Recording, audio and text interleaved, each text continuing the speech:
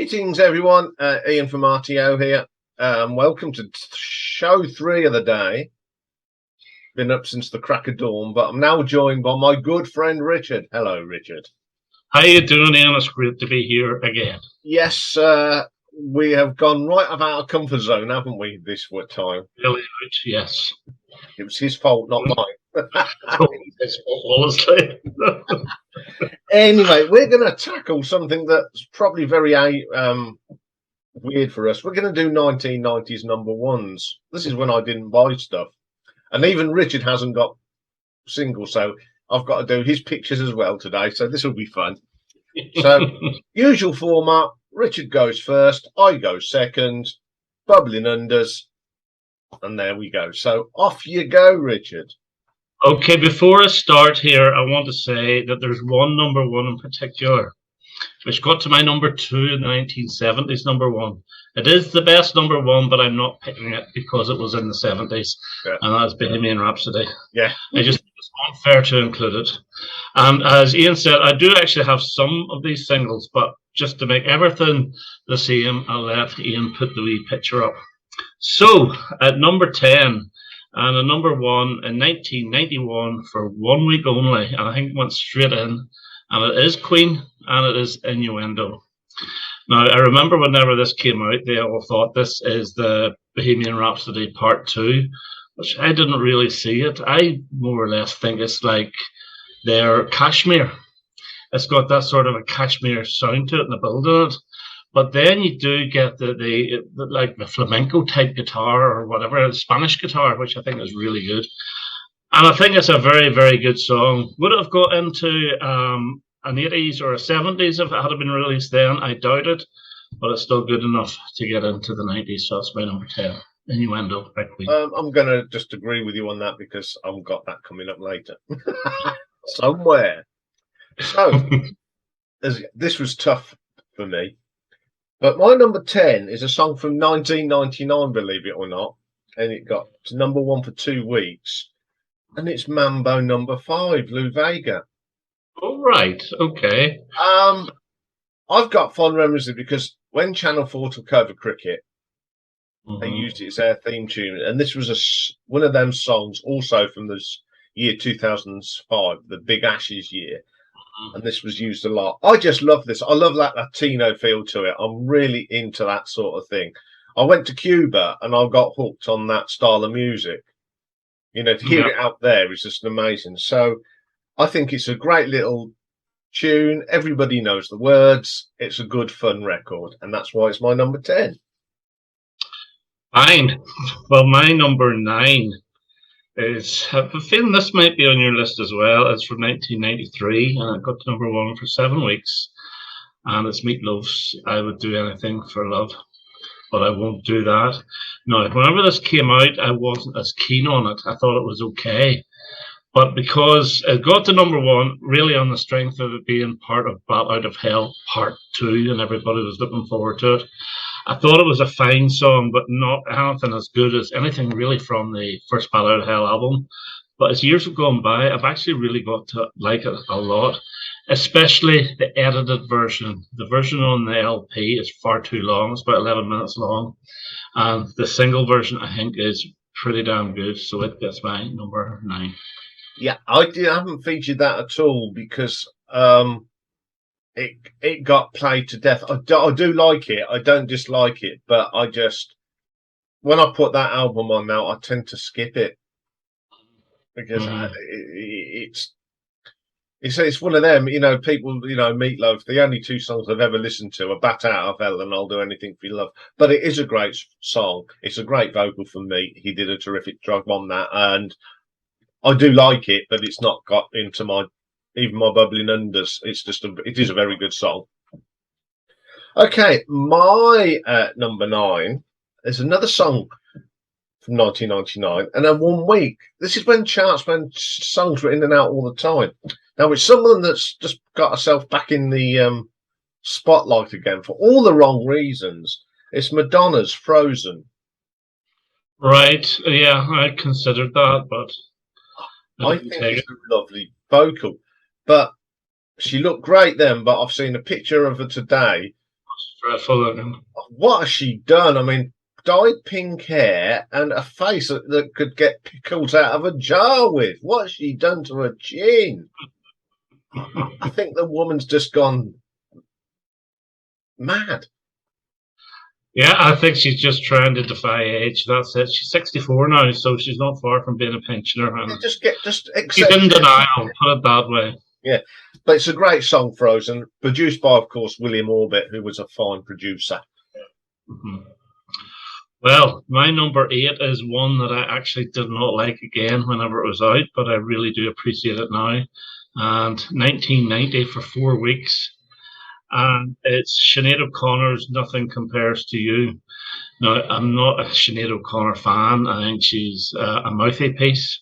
So I just don't like her at all, but she has a really good version. I don't think I've actually heard the Prince version, to be honest with you, but the way that she sings this is absolutely brilliant, and it's heartbreaking, and it thoroughly deserved its 4 weeks at number 1, even though I didn't like it at the time. I do like it now. So that's my number 8. Guess what my number 8 is? Sinead O'Connor. And I say the same as you.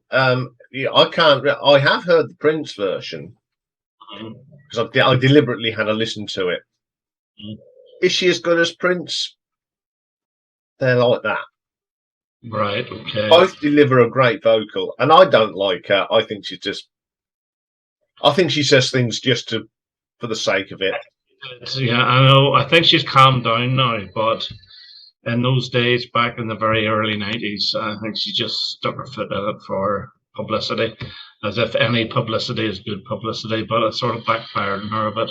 Yeah, but it is a nice song. It's a great song, full stop. And I totally agree with you there. Okay, my number 7, and it's from 1990 again. It's got to number 1 for just the single week. And it's the video of this that you have to watch, because it really does enhance the song, and it's The Beautiful South, A Little Time. Now, this is Paul Heaton, who I'm a big fan of, does not actually feature in the vocals in this. It's the other guy, Dave Hemingway, and the girl is Brianna Corrigan, who actually grew up about 4 miles from where I live, so she's a local girl. Now, whenever you watch the video, she's got massive red hair, and she looks as if she's an evil, partner to have. You wouldn't want to get in the wrong side of her, but it's a fantastic video. It really is. And it's a decent song as well. So it gets my number 7. This is quite strange, is it? Because my number 7 is exactly the same. Yeah, oh my goodness. This is freaky.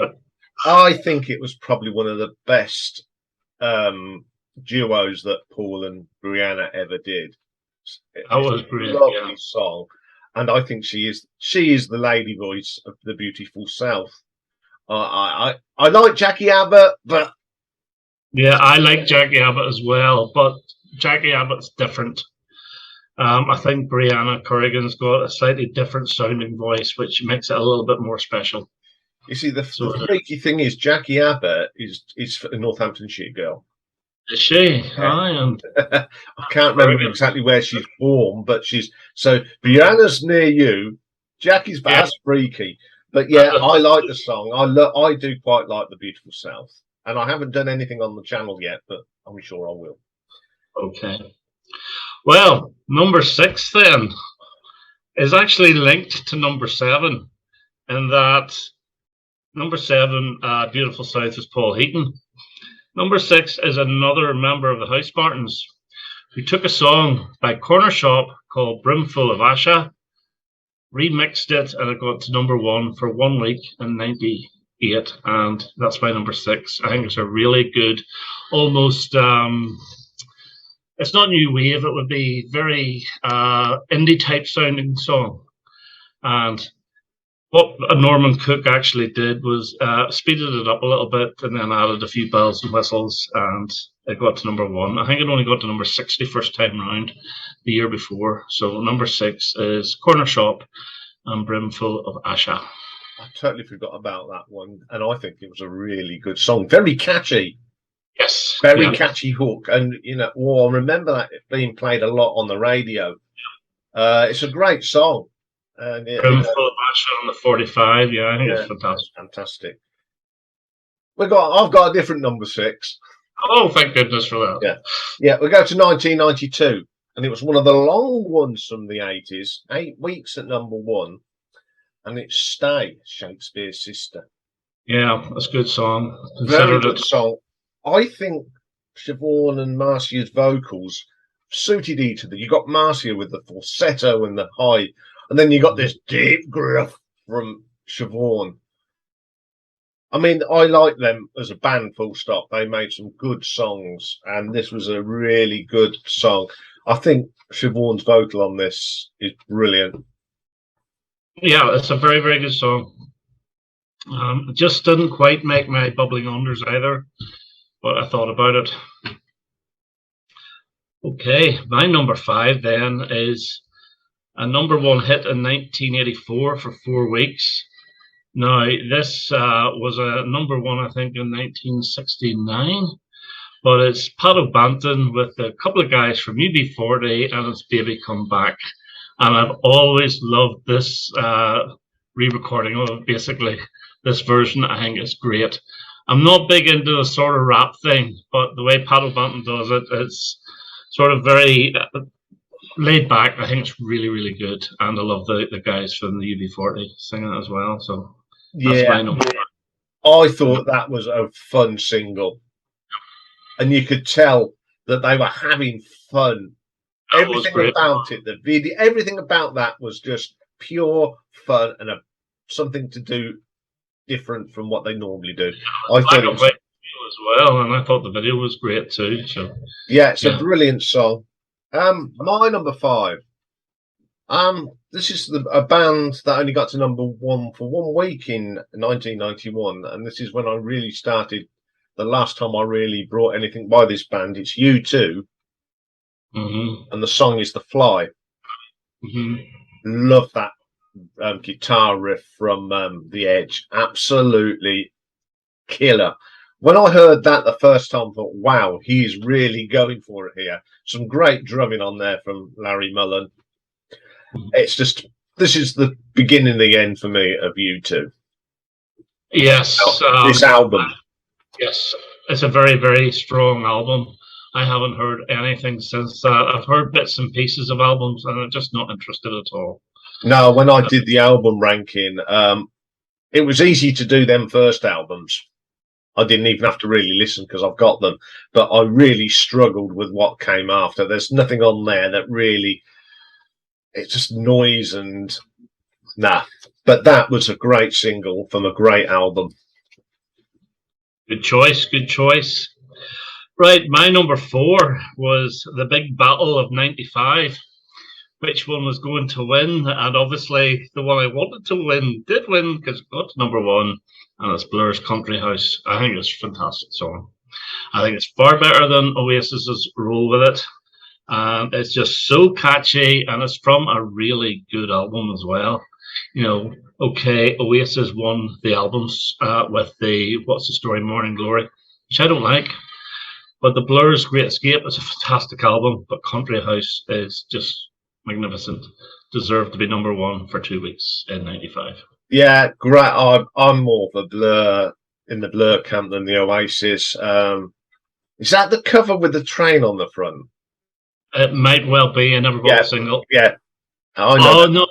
The cover of the album with the train is "Modern Time" or "Modern Times of Rubbish" or something like that. There. Yeah, but yeah, it's a band that I have sort of featured on the channel. I did a then and now on Blur.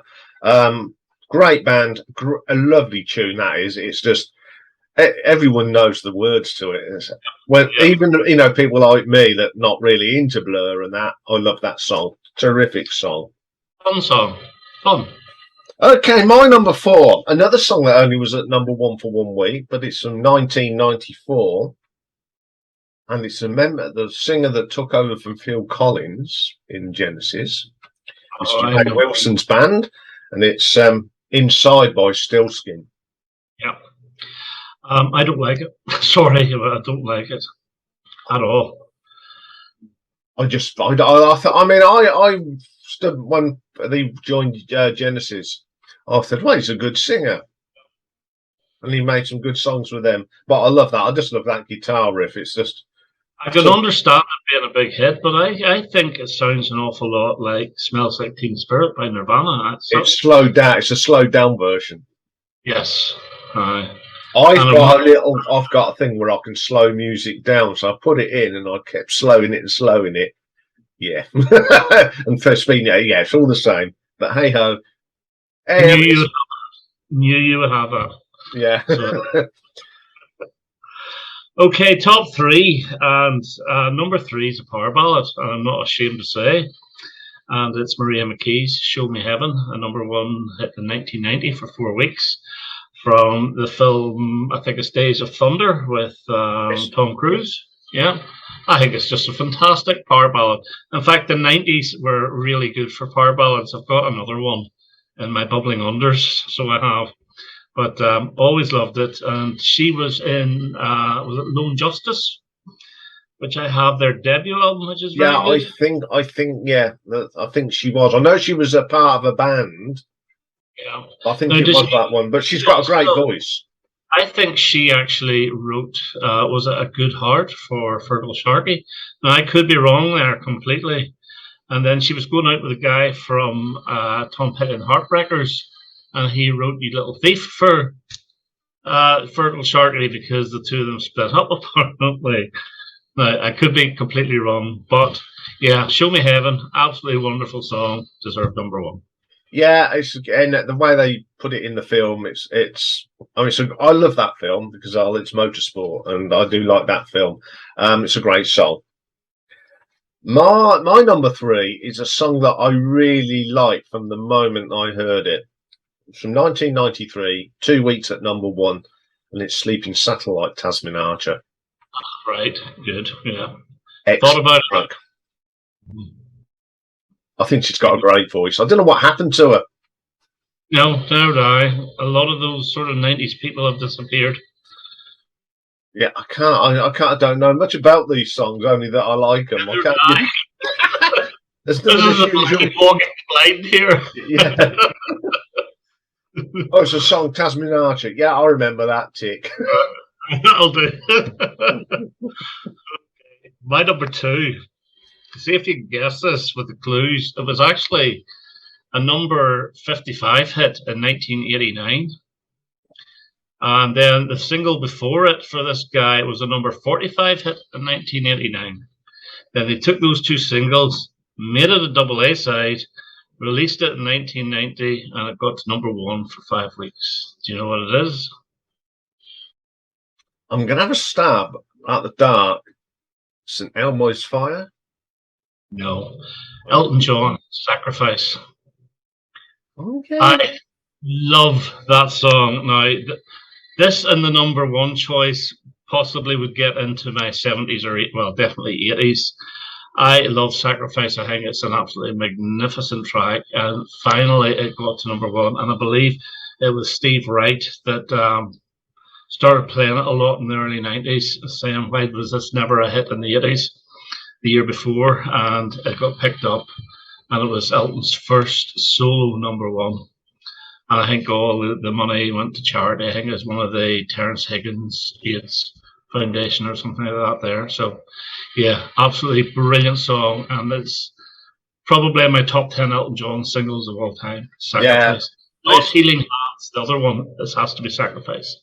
Yeah, that's a great song. I thought about that one, but I was toiling over a couple, so I got this funny feeling you'd put it in. So, that's why I didn't mind not leaving mine off. Okay, my number two. This is a shock for a lot of people that watch my channel. 1995, 6 weeks, and it's a Michael Jackson song.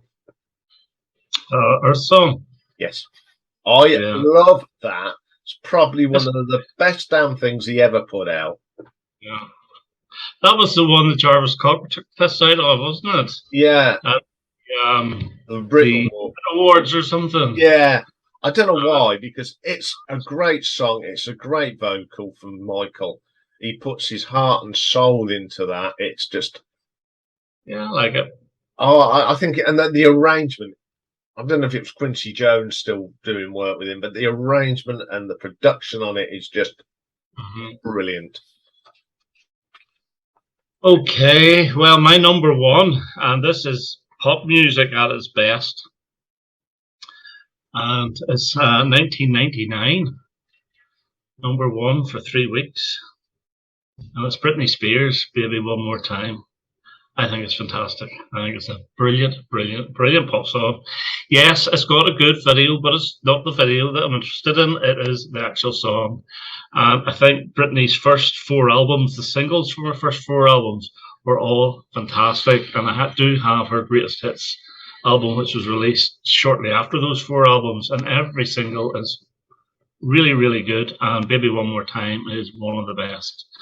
And that gets my number one single of the 90s.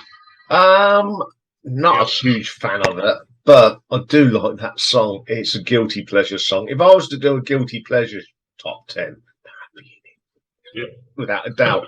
I think she just took some bad decisions, and I'm just glad that now she's sort of trying to sort herself out. Yeah, I don't like seeing people go down that spiral. I mean, we've all done that somewhere in our lives, and I'm so glad that she's getting herself together, because she come back now and started doing a little comeback tour. I think people would go and see her. I really do. I know you're number one. Yeah, because it's the one you was at your number 10. 1 week. It's Queen's Innuendo. Yeah, that's very good. Excellent song. Excellent song. Lots of things I like about it. You've got to remember, this was recorded when Freddie was poorly. Yes, of course. But his vocals were just electric on that. There's lots of good things I can talk about that. The Spanish flamenco guitar, the vocals, the harmonies. It's just a wonderful song, and I'm so glad it did get to number one. Only if it was a 1 week, Queen got another number one. Yes, I'm delighted as well. I still think Bohemian Rhapsody is the very best single from the 90s, though, even though it's a 70s one. Yeah. But no, cool list. I really enjoyed doing this, But I will say that if you compare my 90s to my 80s and my 70s, the 90s list is by far the weakest for me. By far the weakest. Yeah. Did you manage to find some bubbling unders, though? I did. I've got 3. Oh. But one serious guilty pleasure, which means you may unsubscribe to my channel because of it. First up, I'm going to go for a song actually from 1973. I tried to stay away from the old songs, the Jeans ad songs that came in. But I think Steve Miller Band, The Joker, number one in 1990 is a really good song. So that's my first bubbling under. Yeah. My second one is another big power ballad from 1995, and it stayed at number one for 7 weeks. I'm not a fan of this lady, but I do like this song, and it's Think Twice by Celine Dion. I think it's a marvelous ballad. Now, are you ready for my guilty pleasure? If that wasn't bad enough, number one in 1999, for 1 week, and we're going to eat pizza. As in, we're going to Ibiza, the Venga Boys, which I love. And I love Boom Boom Boom as well. So dear. Never mind. I do prefer we're going to Ibiza, even though it was a reworking of Barbados. Yeah.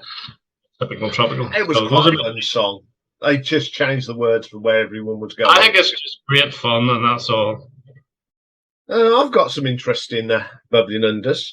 My first one was 1999, 3 weeks. Living La Vida Loca, Ricky Martin. Again, a song that I detested. I go to Cuba and heard it so much, and actually being there and getting into the groove of it all. I love the song now. Yeah, why not? Cuba, and you come back being into Latino. I think it's a great song. I think he's a great singer. It's good fun. Good fun. Now, this is where I really struggled, and I've put this one in because I like the guitar work. I don't like the singing. I don't like the band, and it's sad that this person committed suicide. But it's the Prodigy, 1996, 3 weeks, and it's Firestarter. I really love that guitar at the beginning. The rest of the song is just dreadful. But I do love that hooky guitar riff, and that's why I put it in, because I love the guitar riff. Everything else about it is... Ugh. I don't like that genre of music, drum and bass. It just doesn't appeal to me at all. No, it's not. But my next one is in because it's one of the longest titles of a #1 song, apparently. It's not the longest, but it's one of the longest.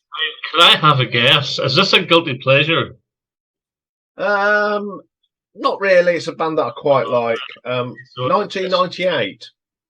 Right. No, I don't know that. 1 week.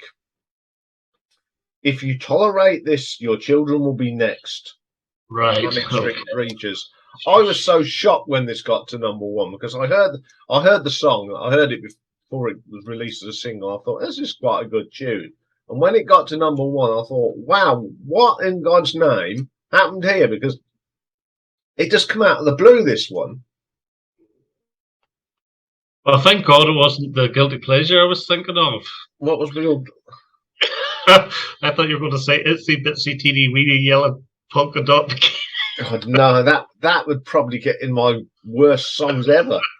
I thought it was a great little comeback for Manic Street Preachers anyway, because after the Richie Edwards, whatever happened to him. You know, they come back strong. They didn't. He disappeared, didn't he? Apparently. Yeah, it was on tour and he just disappeared. Bit like Jeremy Spence from Fleetwood Mac, wasn't it? He just disappeared into the yonder. So yeah, that's why it's there. It's a good song. I quite like that song. Yeah. No, this was fun. I enjoyed it, and it was a challenge during the 90s. Yeah. I'm going to challenge. It's my turn, and we got 2 more decades to go. So we're going to go right back. We're going to do the 50s. 50s next. Right. Okay. Then that'll just leave the 60s, and then I think we've covered all the decades. Yeah. Well, of the 21st century, yes. I don't think we'll go any. I don't think I could do anything in the 2000s. I found. I had a look, and I think I found 3 songs, and that was it. And the rest is rubbish. Yeah. So once again, Richard, it's an absolute pleasure doing these. They are becoming very, very popular. I think everyone likes our little dive into the decades. Well, I'll be back later, and I'm sure Richard will be on the text on the live stream. Oh, indeed, yes. So I'll be here. Rocky will be here. He's under here, fast asleep. I wish he would do this when we do the live stream, but there you go. So I'm going to have a rest now once I've done this before tonight. So thanks again, Richard, for joining me, and I'll see you soon. So bye for now. Bye.